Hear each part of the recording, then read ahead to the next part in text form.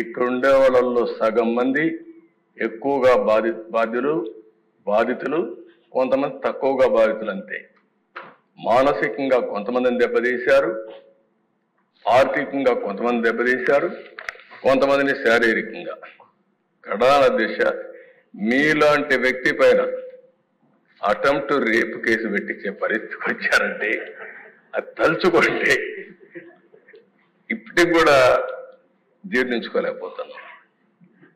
కానీ బాధ ఉంది, ఆవేశం ఉంది. ఇంకొకసారి చూస్తే మా మెంబర్స్ కూడా చాలా హిస్టరిక్గా కూడా ఉన్నారు. నాకు అర్థమైంది. ఇప్పుడు మా తాడిపత్రి ఉన్నాడు, అశ్విన్ ఉన్నాడు, అశ్విన్ జైలుకు పోయి వచ్చాడు. ఇక్కడే అచ్చెన్నాయుడు ఉన్నాడు, జైలుకు పోయి వచ్చాడు. నారాయణ ఉన్నాడు, తిప్పి తిప్పి తిప్పి ఎక్కడికెక్కడికో తీసుకుపోయి అదృష్టం బాగుండా అరెస్ట్ కాకుండా జైలుకు పోకుండా బయట వచ్చాడు. ఇవన్నీ సరే. రఘురామకృష్ణరాజు ఇంకేమవుతాడో తెలియదు. ఆ రోజు రాత్రి అంతా నిద్ర లేదు. ఆయన కాపాడుకోవడానికి ఎన్ని విధాల ప్రయత్నం చేశామంటే దిశ.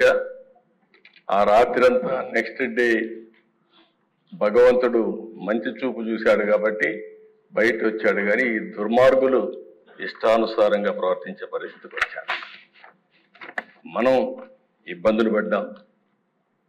అర్థం లేనటువంటి పన్నులు వేయడం, ఇష్టానుసారంగా బిహేవ్ చేయడం, ఉపాధి లేదు, ఉద్యోగం లేదు, బాధపడని వర్గం లేదు, జీవన ప్రమాణాలు దారుణంగా పడిపోయినాయి.